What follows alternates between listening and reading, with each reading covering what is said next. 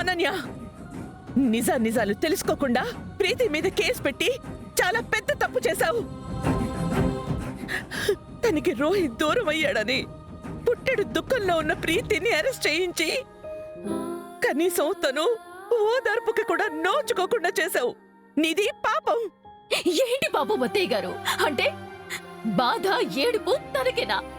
రోహిత్ నాకు కూడా మొగుడేనండి. నోర్మయ్, మొగుడంట మొగుడు.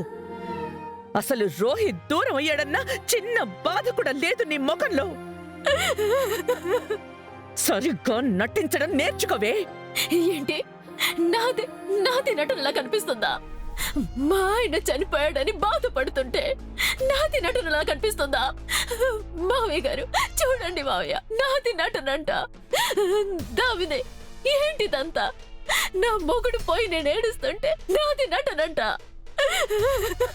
అయ్యో అత్తయ్య గారు, ఏంటిది? అయ్యో ఆపండి. ఇలాంటి సిచ్యువేషన్ లో ఇదంతా అవసరమా? అసలు అంత పెద్ద రిసార్ట్ లో ఇలాంటి ప్రమాదం జరగడం ఏంటి? రోహిత్ బ్రో చనిపోవడం ఏంటి?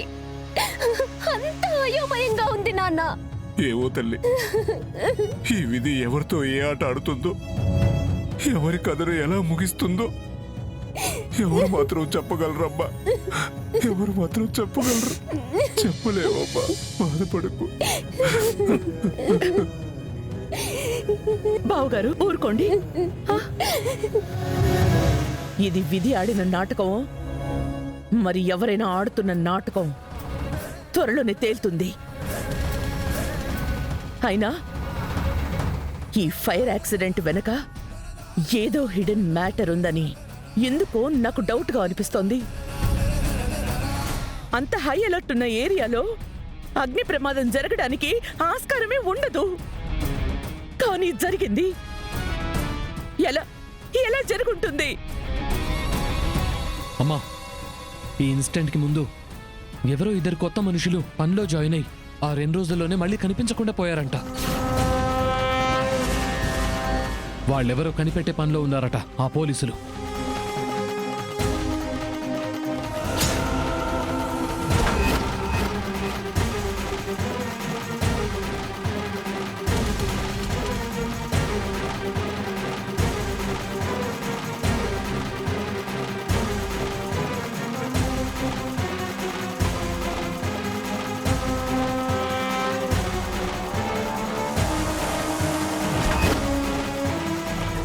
ఏమండి, ఏమ్మా దామిని, ఏంటి ఇల్లంతా అంత డల్గా ఉంది?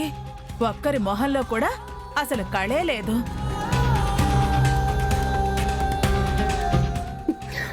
అది అమ్మా,